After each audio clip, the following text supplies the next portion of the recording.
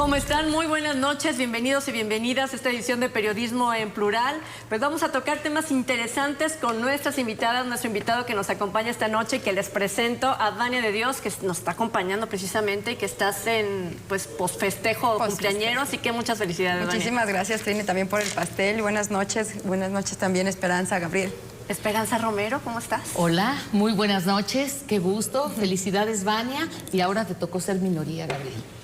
Absolutamente, pues muy buenas noches, Buenas Trini, noches, Gabriel. buenas noches, Esperanza, y buenas noches a la recién cumpleañera que tenemos aquí en el programa. Así es. Pues, ¿de qué vamos a platicar esta noche? Vamos a poner sobre la mesa estos temas. Uno de estos son las aspiraciones para el 2024 y es que sin duda ha comenzado ya una actividad totalmente abierta a la población por parte sobre todo del partido Morena, con la visita a Jalisco de quien fuera secretario de Gobernación, Adán Augusto López, que estuvo precisamente este día lunes de visita a nuestro estado. También vamos a platicar en un momentito más a la salida de Adán Augusto, quién se queda en su lugar, y es precisamente quien estuvo al frente de la Secretaría del Trabajo. Nuestro tercer tema esta noche es justo los jaliscienses, aquellos políticos de antaño que están buscando que haya una candidatura de unidad.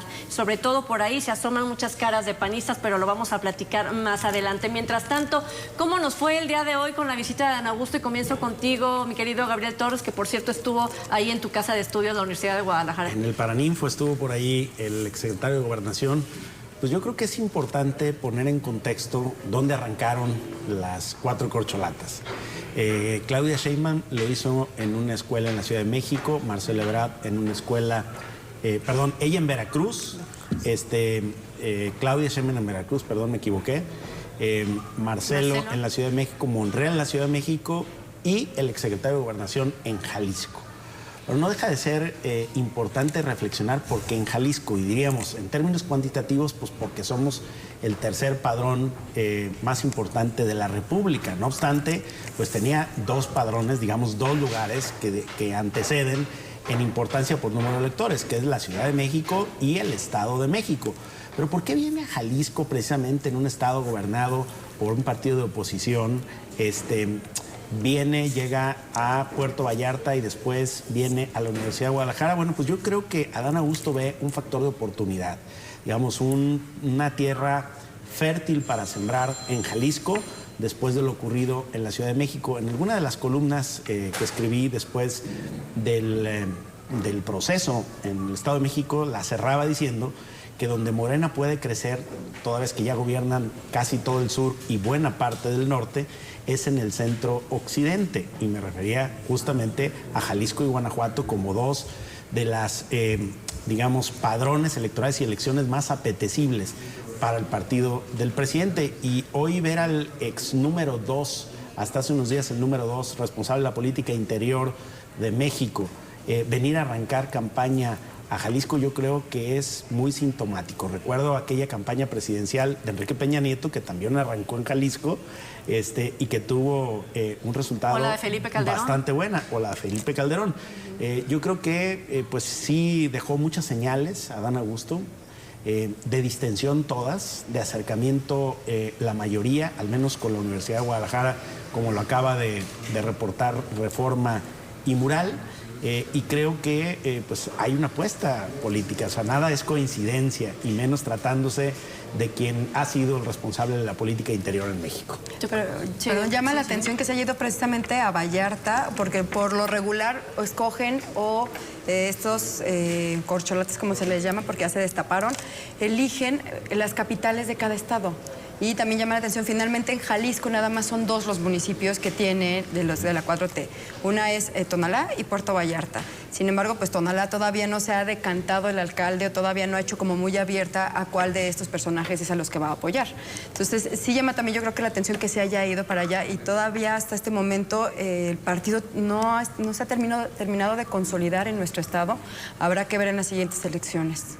O los resultados justo de cómo se acomoden y empiecen a hacer movimientos, porque también aquí en lo local ya se habla de algunos posibles candidatos. Pero bueno, regresando justo a lo federal, sí, respecto Esperanza. a lo que dice Adán Augusto en su discurso, porque justifica el motivo de que su destape haya sido en Jalisco, el inicio, no su destape, el inicio de su gira, los 70 días que andarán de campaña, que por cierto no es campaña, sino son asambleas, reuniones de información sobre los avances de la 4T, sobre cómo van en esta cuarta transformación. Y es que hay que puntualizar, ¿no? Que es para encontrar al coordinador o coordinadora del Comité de Defensa de la 4T, no es para elegir a quién será el candidato o candidata a la presidencia de la República.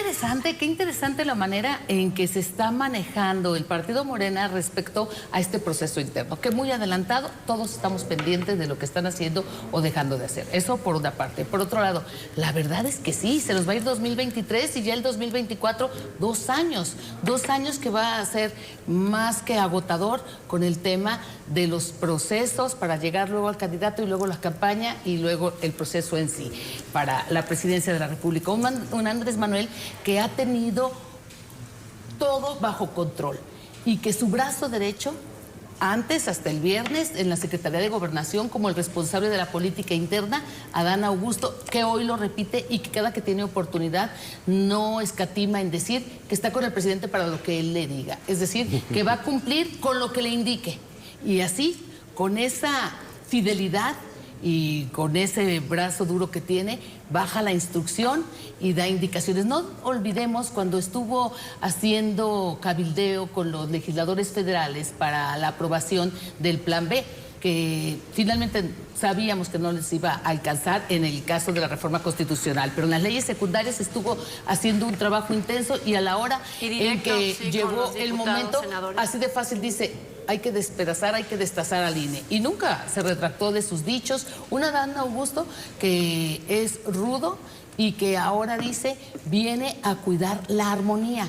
Y esa es la encomienda que tiene del presidente de la República en un proceso interno que todos sabemos y que los mismos morenistas, los mejor colocados, quiero referir a los gobernadores, la mayoría de ellos han expresado su preferencia hacia la ex jefa de gobierno, Claudia Sheinbaum. Y hoy, un Adán Augusto que sus primeras palabras en Puerto Vallarta, después de referir que hizo aquí el arranque por la mexicanidad, porque somos el estado más mexicano, habló del piso parejo. Habló de esos temas sensibles para los aspirantes y para tratar de cumplir con lo acordado con el presidente. Dice que se va sin pendientes, 4 días antes de renunciar, se junta con López Obrador para ver qué asuntos deja pendientes. Y sale a los medios muy oriondo a decir: no hay temas pendientes, todo en orden. Los desaparecidos, la relación los migrantes, en crisis con el Poder Judicial. No hay pendientes. Pero no hay pendientes, todo en orden. El intento de reforma electoral. No hay todo en orden. Voy a regresar a esto de la armonía antes de los pendientes, porque le deja y le cede los pendientes a la nueva secretaria de Gobernación. Cuando hablas de armonía, ¿no?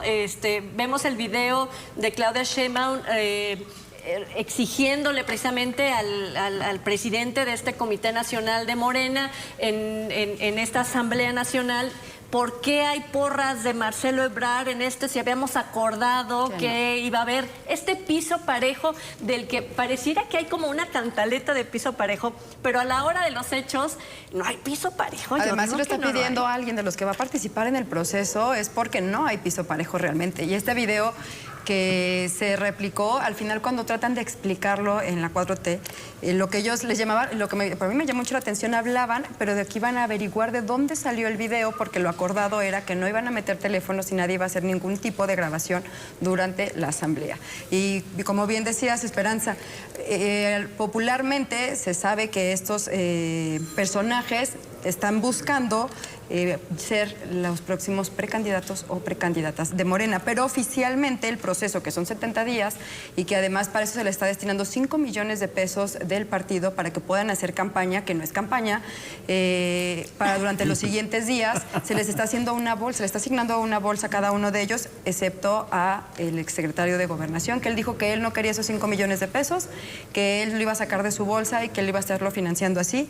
Y a raíz de eso también habló hace poco de transparentar todo lo de sus ingresos, y también ahí salían algunas cuentas de cuáles eran los ingresos que había tenido. Se reportaban ingresos, según lo que él presentó, del último año, que tuvo ingresos por 6 millones de pesos, según su declaración patrimonial. El resto sí les están entregando recursos para, obviamente, para pasajes, para todo lo que van a necesitar durante estos días. Insistimos, es para elegir al coordinador o coordinadora del Comité de Defensa de la 4T. Ese es el cargo oficial que se les está dando. Qué bueno que puntualizamos, ¿no?, Sí. sobre esta mesa. Gabriel, con todo esto, ¿no va a haber pugnas? ¿No se van a desbaratar dentro de Morena? ¿No se van a hacer pedazos en estos días? Pues es Gabriel? que en principio no hay una elección interna. Es decir, están haciendo campaña para una encuesta, lo cual es rarísimo, ¿no? Digo, porque la encuesta es un estudio estadístico de aproximación a la realidad, no a la realidad, y ninguna encuesta sustituye el legítimo derecho que tienen los militantes de un partido de votar a sus candidatos y a sus dirigentes. Pero lo que está en juego, lo que están realmente, digamos, intentando hacer un proselitismo, para decirlo con las palabras adecuadas, es para una encuesta. Una encuesta que puede ser como los evangelios según San quién, ¿no? La encuesta, depende de quién va a hacer la encuesta, con qué método, bajo qué muestreo y en qué fecha, que puede determinar con mucho los resultados. Ahora, a mí me parece que lo que hay es un proceso más bien de socialización. Yo no creo que haya nada en juego.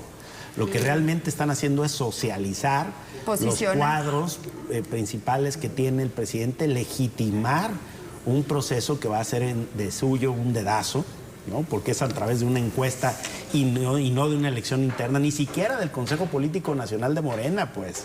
Ni siquiera eso. Es una encuesta, y es que ninguna encuesta puede sustituir, reitero, el legítimo derecho que tienen los militantes de un partido de elegir sus candidatos. Digamos, el Frente Democrático Nacional de 1988, del que surgió, por cierto, López Obrador, le reclamaba al PRI el dedazo del presidente. Nomás hagamos memoria cómo surgió el principal partido de izquierda en México, ¿no? Y de ahí viene después, digamos, el PRD, que es el antecedente inmediato de lo que hoy es el Movimiento de Regeneración Nacional.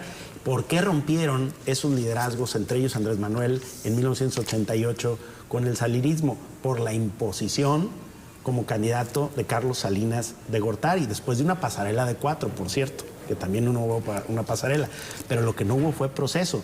Y ellos iniciaron algo que en aquel entonces, en el 88, se llamó el Movimiento Democrático del PRI. Después los expulsaron del PRI y formaron el Frente Democrático Nacional, que es el que compite con Cuauhtémoc Cárdenas a la cabeza en aquel mítico proceso de 88 donde se cae el sistema. Bien, pero lo que reclamaban era justamente eso, y eso es exactamente lo que casi 30 años después el presidente López Obrador vuelve a aplicar, que es que una pasarela de 4 para decidir mediante un criterio absolutamente discrecional el candidato del partido. Con un proceso bajo control, pero hay factores que pueden dar la variable. ¿Y a qué me refiero? Acordaron en esta reunión dominical, donde salen con el esquema a seguir, que no estarían dando entrevistas ni difundiendo los avances de la 4T en los medios hostiles.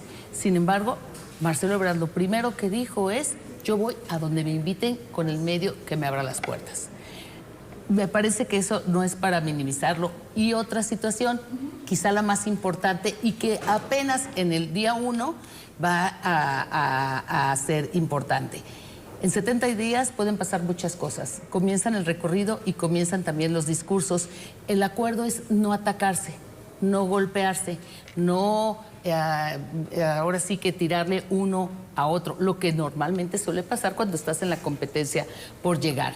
Y pero la es que pregunta no van por es, votos. eso va, pero no van por un votos, voto. pero no van por votos, pero sí van por ganar el proceso interno. Y Marcelo Ebrard sabe que es la oportunidad que tiene, y creo ¿Pero que cuál proceso interno, Esperanza? Esta campaña, ¿cómo se llama? Para buscar al coordinador pero no va a haber una votación de eso. No, pero van a hacerse las 4 encuestas y la encuesta mayor. No, y ahorita están en la campaña, que se le llama así para evadir cualquier responsabilidad ante el INE y las instancias legales por actos anticipados de campaña, pero en los hechos están en recorrido para que todo el pueblo escuche y se entere allanando el camino y también tratando de influir para el resultado en esta gran encuesta. ¿Por qué aseguras nada más que está bajo control? No, por cómo fue diseñado y porque el ¿Pero presidente... crees que sí va a dar? Bueno, yo sí creo que yo creo, voy al punto. El presidente espera que se alineen, espera que haya armonía y fue el acuerdo. Pero yo dudo mucho, de este momento, en 70 días pueden pasar muchas cosas. Pregunto, ¿ustedes creen que, es más, yo no doy ni 20 días para que ya hayan surgido los primeros señalamientos o diferencias? Pero es que yo ya los vi, yo ¿no? creo que se trata de un proceso de disciplina, de medir la disciplina a los 4. Arrancan peinaditos, ordenaditos, muy disciplinados, y vamos a ver en 70 días cuántos terminan igual. Y yo creo que esa es la prueba que el presidente les está poniendo a sus corcholatas. Pero porque además de votación prueba... no va a haber y proceso tampoco. Una encuesta organizada por el partido, sí, y una encuesta, reitero, pues tiene muchas variables para incidir en ella. Pero además del proceso interno, yo creo que también hay algo más, y lo que están ellos es aprovechando los reflectores porque finalmente están posicionando al partido en todo el país.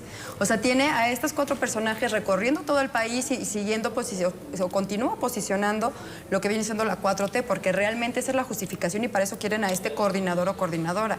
El INE, como bien decías, pusieron reglas dentro del partido, pero además están las reglas del INE que también va a ser interesante ver cómo los van a empezar a manejar.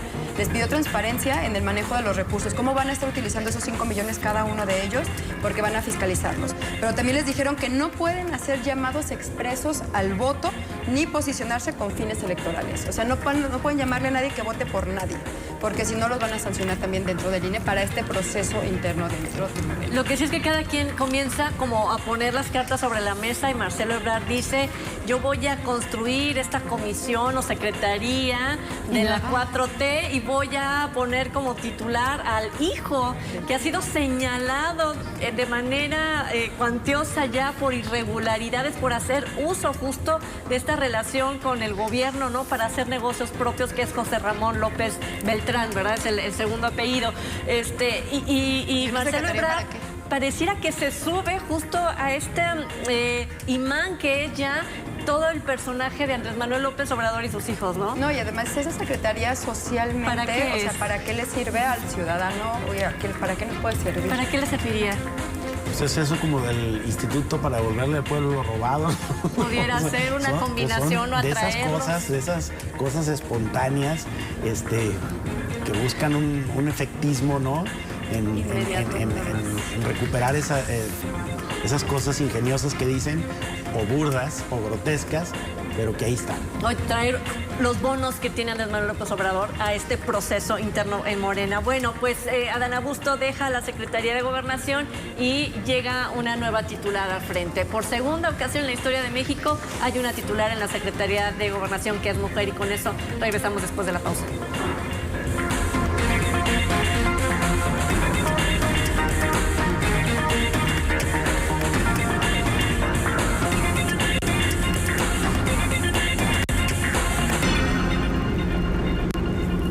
Bueno, ¿y qué pasará con la Secretaría de Gobernación? Ya estamos de regreso aquí en Periodismo en Plural y vamos a platicar con nuestras invitadas, nuestro invitado, pues qué se espera justo de este cambio dentro de la Secretaría. Y comienzo contigo, mi querida Esperanza. Llega una mujer muy joven.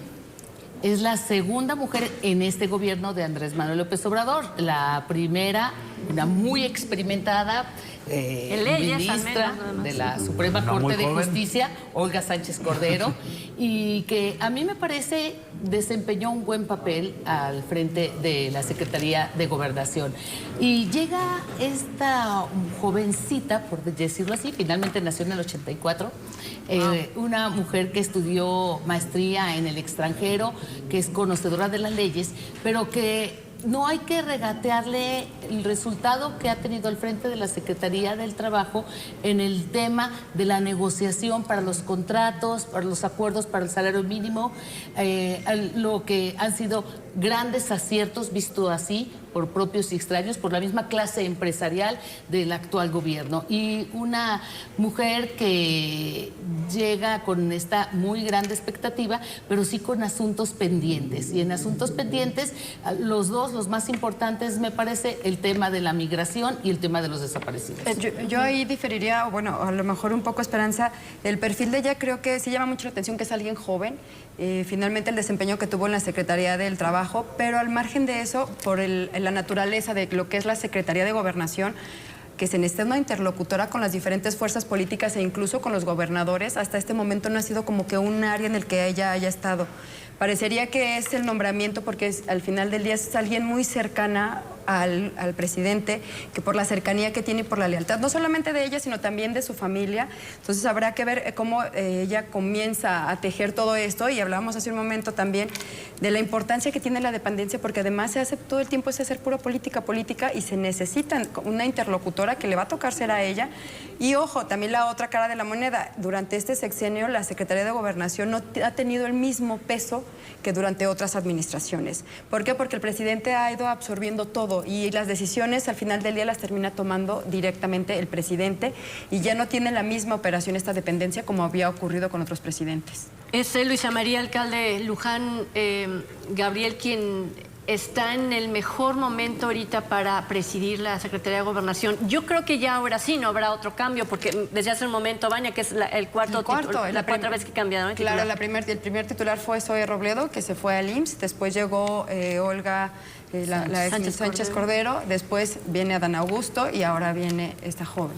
Bueno, claramente no es una exgobernadora, digamos, no es un tigrón como lo fue Adán Augusto, que sacan de una gobernatura, un secretario de Gobernación a la Gutiérrez Barrios, es el que tuvimos, duro, fajador, eficiente políticamente hablando. Y bueno, creo que el presidente manda un cambio drástico al poner a una mujer muy joven, que no lo digo como defectos, sino como virtudes. Mujer y joven, 35 años.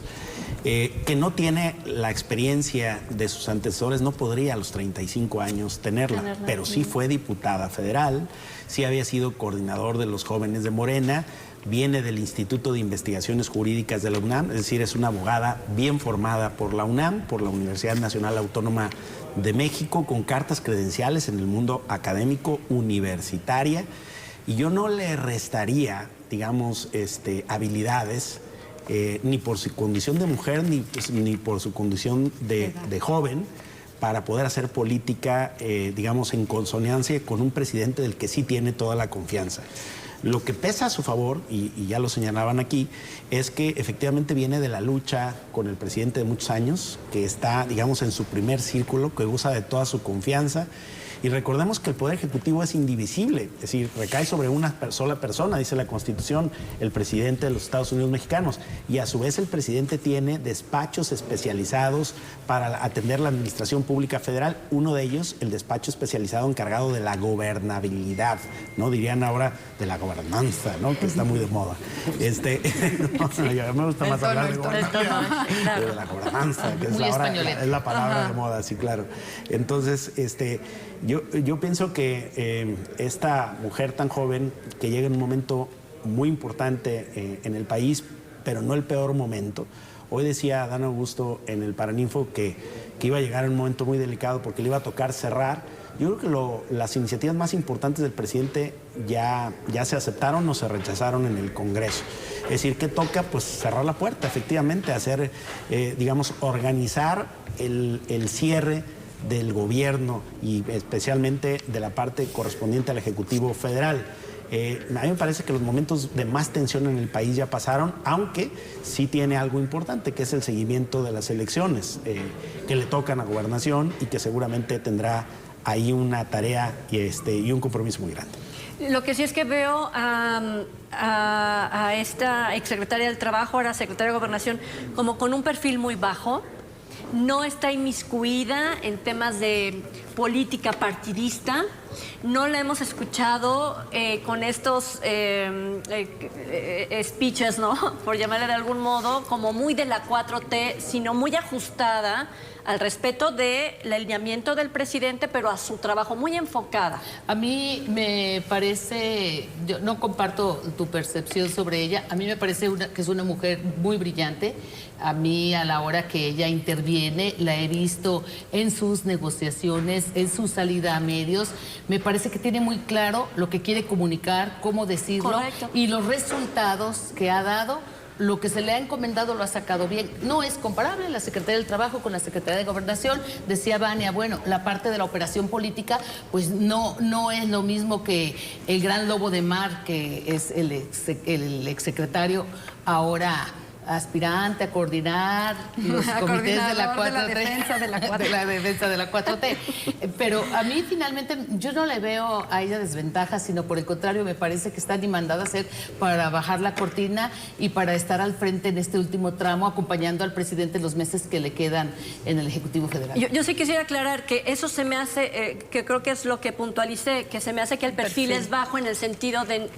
Pareciera que algunos funcionarios de la 4T se han dedicado todo este gobierno a hacer propaganda política de la 4T. Y ella no, ella se ha dedicado a trabajar y creo que esto abona al cargo, al nuevo desempeño que tiene, en lugar de estar distraída en tener otras aspiraciones. Y eso creo que sería un punto a favor que yo le agregaría, además de su juventud, esta claridad y el de ser mujer también, ¿no? Creo que viene con todas las cartas credenciales para poder cerrar la puerta, como dicen, ¿no? Así es, creo que, como bien decía, sí tiene el perfil y además de que es alguien incondicional al presidente, que es un área de trabajo, es un área de esa secretaría y se ha alineado, como bien decían, en la Secretaría del Trabajo, pues en Gobernación también seguramente va a llegar a hacer todo el trabajo que le está encargando el presidente y va a ir con especificaciones o con cosas muy concretas, como bien dicen, para cerrar la puerta. Y lo que más apura, el listado de que habíamos hablado, ¿no? Migración, por ejemplo, drogas, ¿no? La relación que hay con Estados Unidos, que de repente parece tensarse entre las armas y la droga, ¿no? Que le sigue Estados Unidos diciendo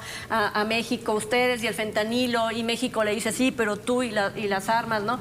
O sea, hay un conflicto realmente delicado que va más allá de lo que ella está acostumbrada a manejar. Los desaparecidos, en México, y la relación ejecutivo-poder judicial, que nunca había estado más tronada que ahora. Y con los gobernadores, a lo mejor, como bien decía, a lo mejor no es un viejo lobo de mar como lo era el exsecretario, pero le va a tocar coordinar muchas cosas con gobernadores dentro del país y que sí tienen bastantes tablas y que tienen bastantes años también dentro de la política. Entonces va a ser un ejercicio interesante ir viendo cómo van solucionando o alineando al resto del gobierno. Al final de cuentas, ¿qué le corresponde hacer? Atender todo esto, que es un problema ya por sí mismo, pero ¿qué le corresponde? ¿Qué queríamos ver de esta nueva Secretaría de Gobernación, Esperanza? El presidente lleva el control de las cosas. Decía Vania hace un momento en su apunte que no es comparable el papel que han tenido los secretarios, la secretaria Olga y la secretaria que ahora viene, en lo que ha sido el gobierno de López Obrador, con lo que fue gobernación en tiempos del PAN y en tiempos del PRI y en la historia. A mí me queda muy claro que el presidente necesita a alguien de suma confianza, de su total confianza, y el hoy expresarse por ella, decantarse por una mujer que dice, estoy buscando también el relevo generacional porque creo en ello, a mí me parece que desde allí habla de una atinada decisión, pero que el control lo tiene él. Pero ahora una cosa importante. Claro que el presidente tiene una cantidad impresionante de opciones a la hora de resolver una posición como esa. Yo pienso que a buena parte de la clase política metida en Morena le hubiera gustado ser invitado a la segunda posición del país, a ser responsables de la política interna, sobre todo esos que se dicen políticos de carrera. Pero yo creo que al poner un rostro joven, una cara fresca, una mujer joven al frente, no está mandando señales de rudeza. Porque sí saca un rudo de la esquina de los rudos campeón, ¿no? Y mete, digamos, que un perfil, un rostro más amigable a la Secretaría de Gobernación para cerrar el sexenio. Y eso también te dice de cómo espera o cuál es la perspectiva del presidente de cara a los últimos, digamos, al último año y cacho de su gobierno, ¿no? Tratar de cerrar con amabilidad, a lo mejor reconciliarse con algunos sectores o mandar señales de distensión en algunas áreas. Puede ser, porque si tú observas el perfil, pareciera que la gobernabilidad del país va a transitar por otra, la gobernanza, va a transitar por otra ruta, ¿no? Una transición tersa sería la palabra indicada. Y ella es la indicada. Me pongo a pensar, por ejemplo, en un secretario de Gobernación del gobierno anterior, de la administración pasada, un Osorio Chong, donde en algunos momentos, no sé si recuerdan, pareciera que era él el que llevaba los hilos del gobierno de Peña Nieto. no les dejó a ustedes esta sensación. En muchas ocasiones tenía todavía como más talante para estar justo enfrente de algún acontecimiento y dibujar, poner las cartas sobre la mesa, ¿no? De algunas o algún suceso en la administración de Peña Nieto, más que el propio presidente. Es que ahora las decisiones y los acuerdos políticos ya se están tomando en otras esferas, ya no se toman directamente en gobernación. E insisto, mucha mano tiene el presidente porque él es el que al final del día termina decidiendo y todos se alinean. Bien, pues vámonos a la pausa porque este tejido político electoral pues también se está registrando aquí en el estado de Jalisco y bien lo decía, bueno, pues ¿por qué se escogió Jalisco? ¿Qué está pasando en nuestra entidad? Lo vamos a platicar, por supuesto, al regresar de la pausa. Siga con nosotros.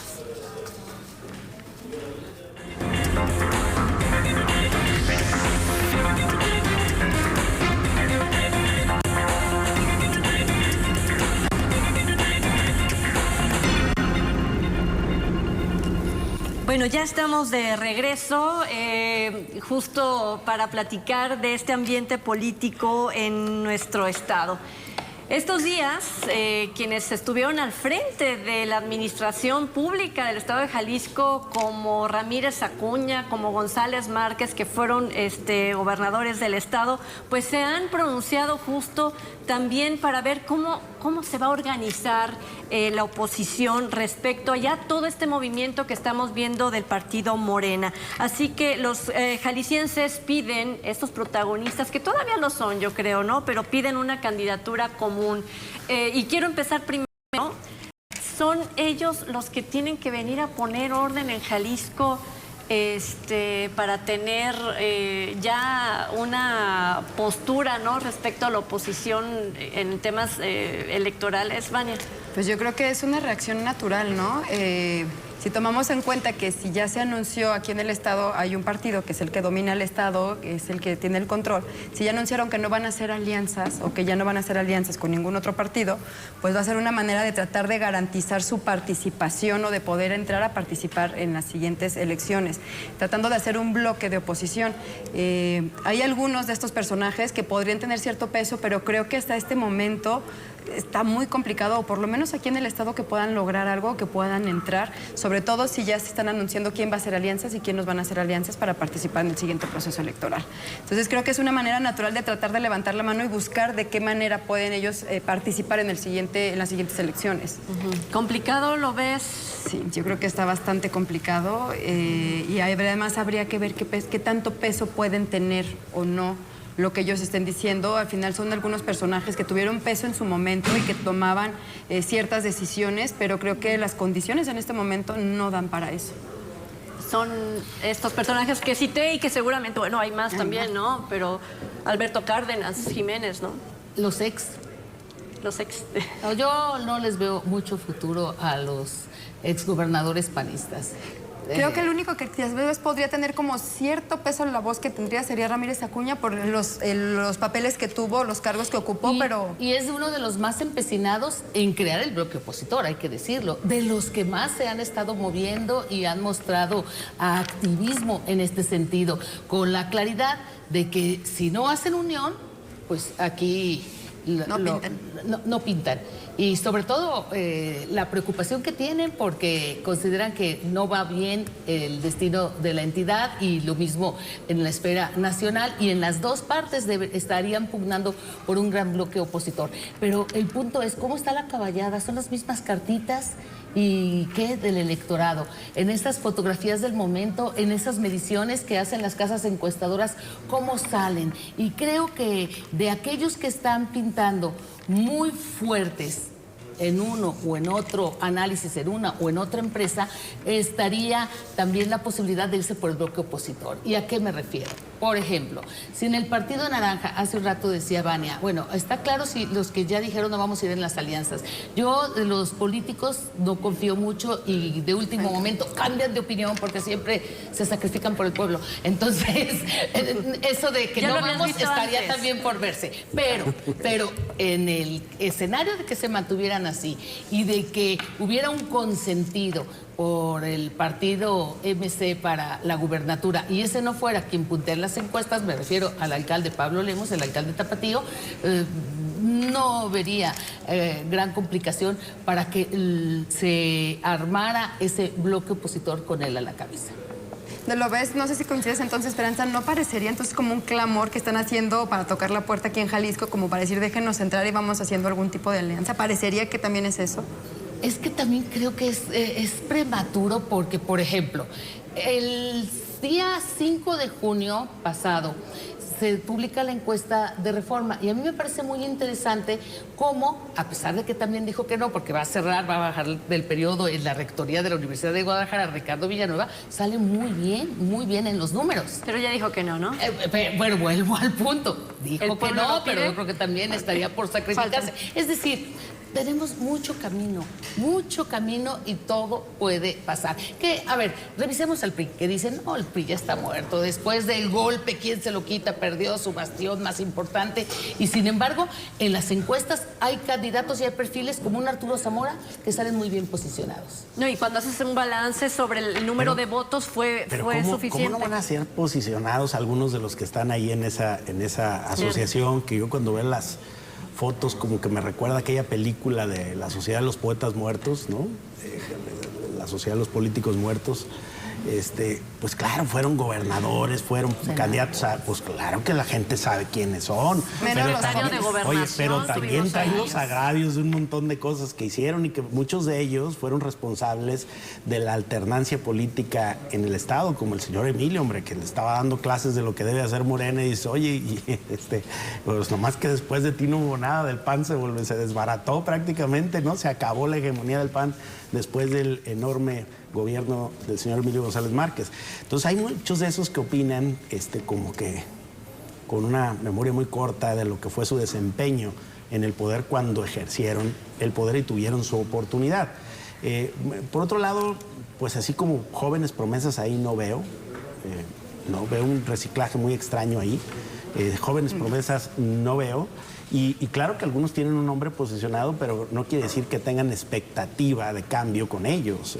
Pues digo, ¿quién no se acuerda de Paco Ramírez o del propio Emilio con todo lo célebre y de todas las cosas que nos dejó como pifias y todo? No, bueno, pero eso no quiere decir que sea una intención de voto. Y ojo, porque también nada más puede estar posicionados con ciertas población. O sea, los jóvenes dudo que de conocimiento, de que los identifiquen o sepan quiénes son estos personajes.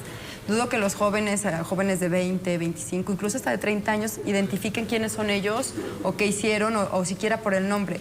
Podrían estar posicionados o de conocimiento entre cierto sector y entre a lo mejor contemporáneos o gente mayor todavía.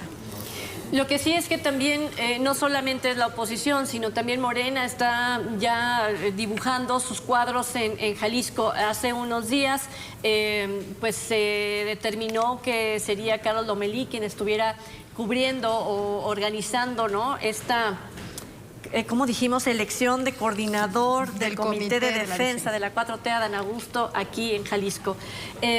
Pero en Jalisco pareciera que se divide Morena para no solamente apoyar estos cuadros, ¿no?, en este movimiento, sino que están empezando a tejer los grupos que los van a llevar a tener su candidatura, su candidata o candidato. Y hay muchas mujeres que están sonando ya y que están ahí apuntadas también en las posibilidades. Está ya Morena al mismo ritmo a nivel nacional para poder seleccionar o estar poniendo a los futuros candidatos o candidatas. Si no Morena, algunos sí están, pero desde antes han estado. Carlos Lomelí, el doctor, ha estado muy fijo y firme en el propósito y está trabajando y operando para ello. ¿Que hay más? La pregunta es, ¿llegarán? Por ejemplo, volteo a las regidoras de Guadalajara, a Mariana Fernández, a Candelaria Ochoa. Veo cuadros de mujeres preparadas, pero la pregunta es, ¿llegarán ellas? ¿Les interesa? No, de que les interesa, no lo duda, pero de que también se alinean a la estructura y a lo que les digan en el partido.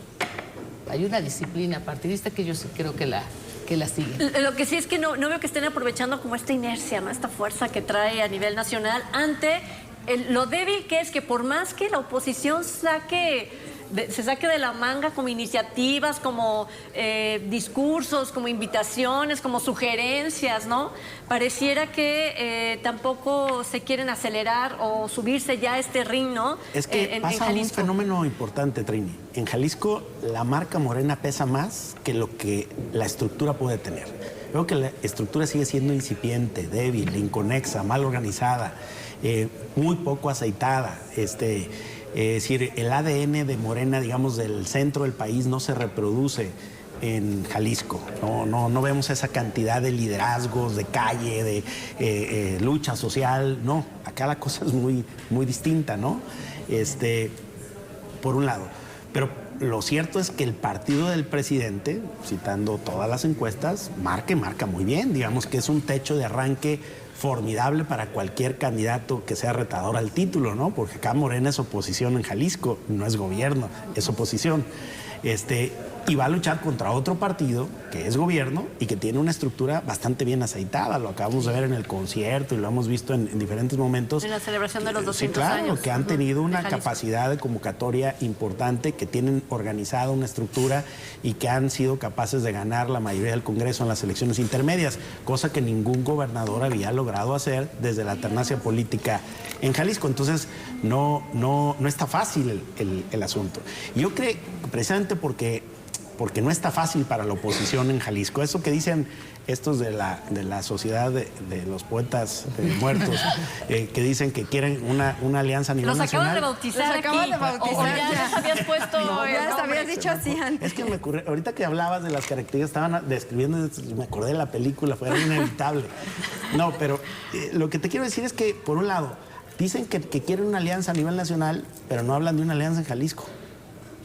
Bien extraño, ¿eh? Pues no tanto. O sea, aquí también tendrían que estar haciendo una alianza para poder competir con posibilidades de ganarle al partido en el gobierno, pero como que eso no está en la agenda de esta asociación, solamente lo federal, lo local, no, por alguna razón. ¿No?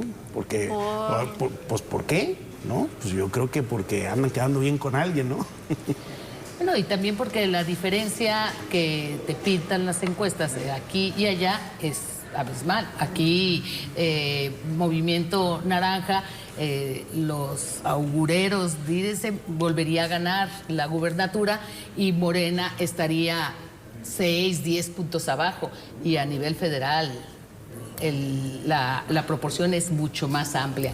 Entonces, sin duda, los ojos están puestos allá por todo lo que representa, pero Jalisco tiene la característica que aquí como partido, los de Morena han sido una serie de tribus que no han logrado cuestionarse. Pero aquí es un botón de muestra maravilloso, aquí es más evidente. Y por lo que se refiere a los otros, pues tenemos, yo diría que cartitas ya muy repetidas, ya muy vistas. ¿Cuáles, oye?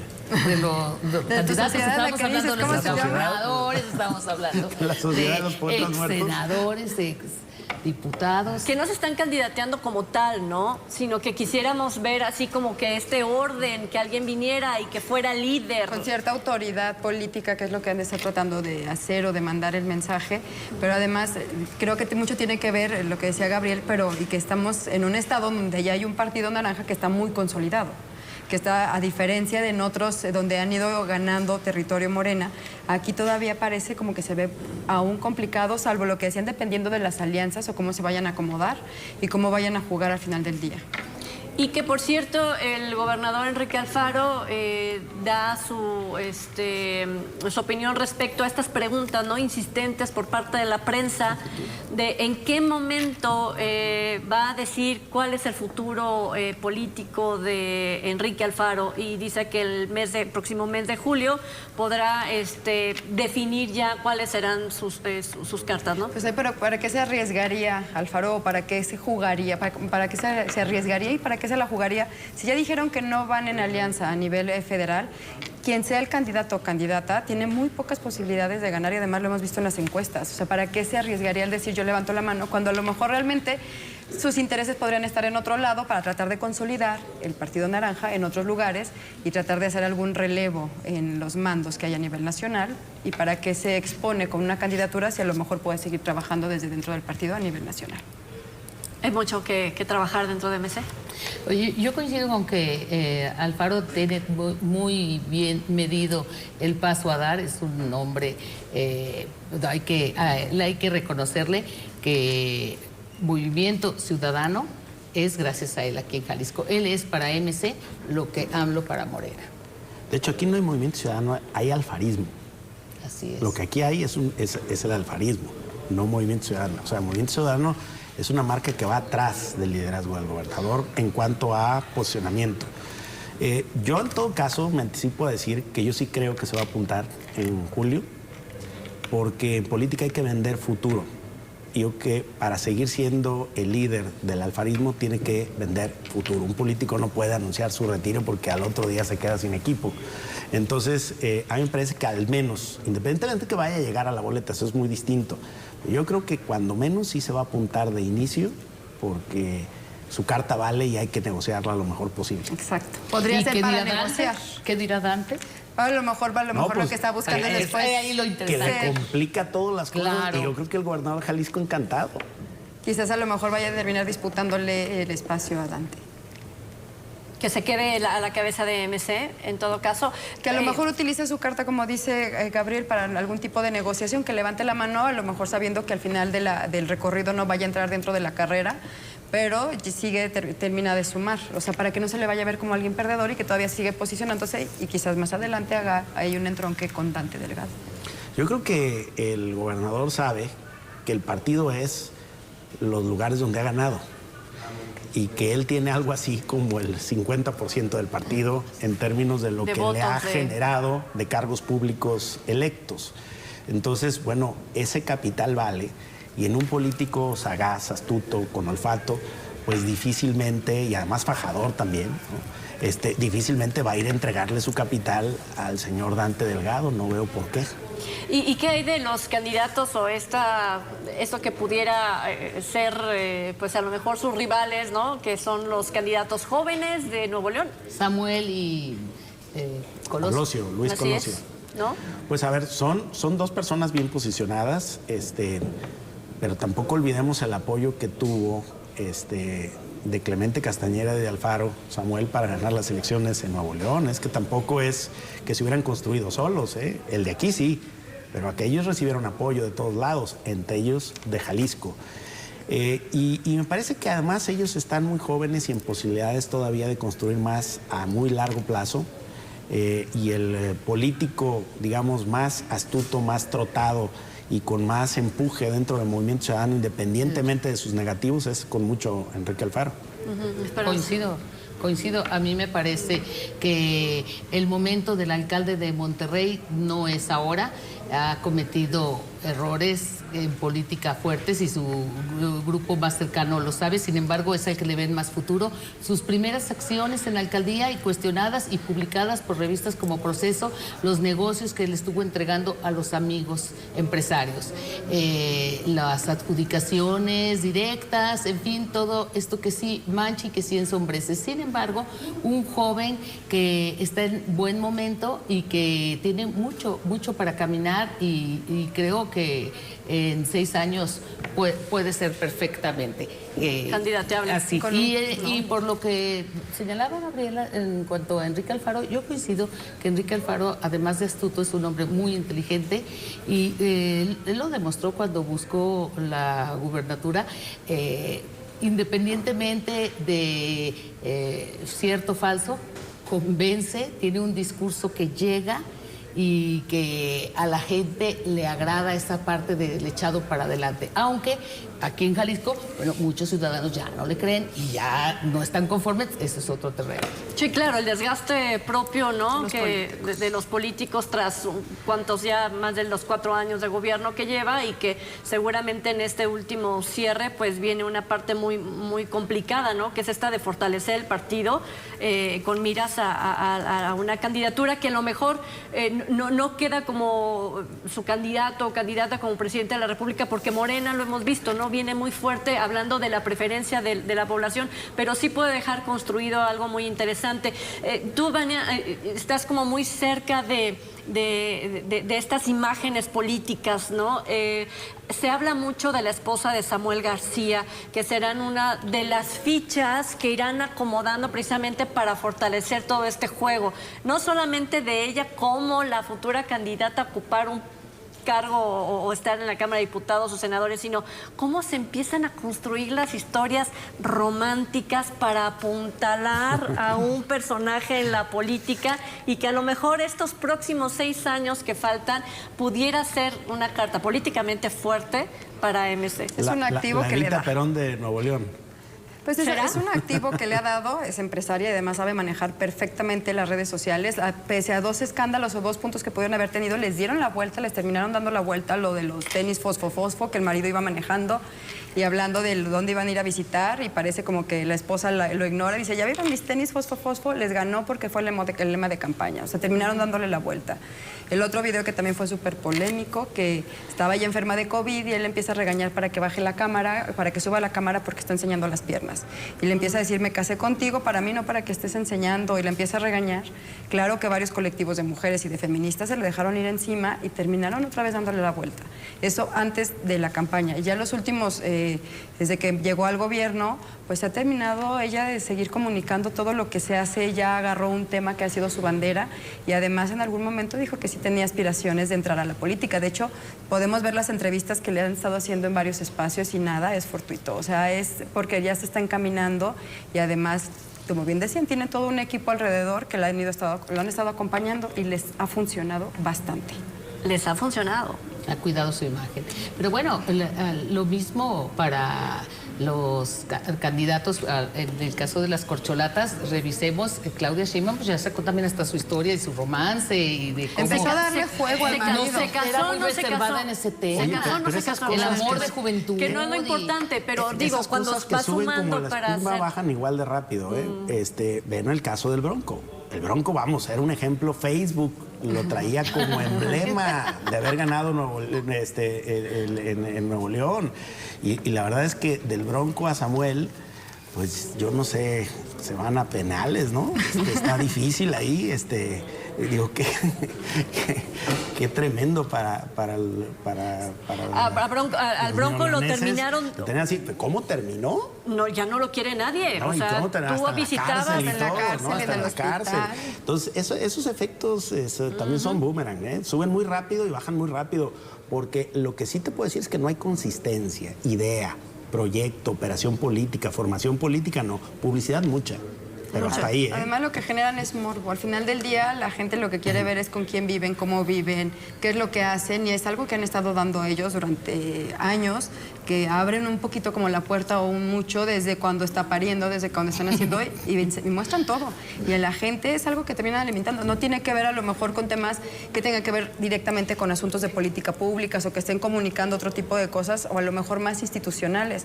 Pero también recordemos que las parejas todavía, por lo menos aquí en México, aunque tengan un papel visible, no está regulado su papel. O sea, no es que ellas tengan ciertas funciones o no, y también, ojo, pueden hacer manejo de recursos públicos. Sí se pueden hacer manejo de recursos públicos y en campaña también eso es otro activo. Es poner todo sobre la mesa y ver cómo se están construyendo precisamente estos personajes que en algún momento vas a votar por él, Gabriel. O sea, en algún momento vas a ir a la urna y vas a decidir. Puedes desde la parte del círculo rojo decir, no, este tiene mayor calidad política, etcétera, etcétera. Pero a la hora de decidir el voto de la población que nos ve y nos escucha, no depende justo de esta gran preparación política y si estudiaste o no estudiaste algo, sino es, como lo dices, ¿no? Es el que te llega, es un tema de afectos, es un tema de que te gusta, de que te late, de que ha hecho mayor clic social y al fin de cuentas es el que va a tener el voto. Y de coyuntura, de cómo deja el gobierno que termina su nivel de aceptación, porque digamos el coordinador de campaña involuntario de Andrés pues fue Peña y el de ¿no? Sí, definitivamente. Claro que te ayuda. Bueno, cuando llegas a la urna no vas a pensar quién tuvo las mejores propuestas. Muchas veces es un tema de con quién te sientes más afín, a quién le creo más de lo que va a hacer, y a lo mejor tiene que ver el perfil, pero tiene que ver en quién crees, no tanto las propuestas. Congruencia. Exactamente, o ni siquiera saber cuál es índice de inseguridad o seguridad fueron menores o mayores, etcétera, de uno y otro. Nos vamos. Muchísimas gracias, Gabriel, por estar esta noche con nosotros. Buenas noches. Gracias, mi querida Esperanza. Un placer, como siempre. Vania, y felicidades nuevamente. Gracias. ¿Y por el mariachi también? Por supuesto. Nos vemos y escuchamos en la próxima.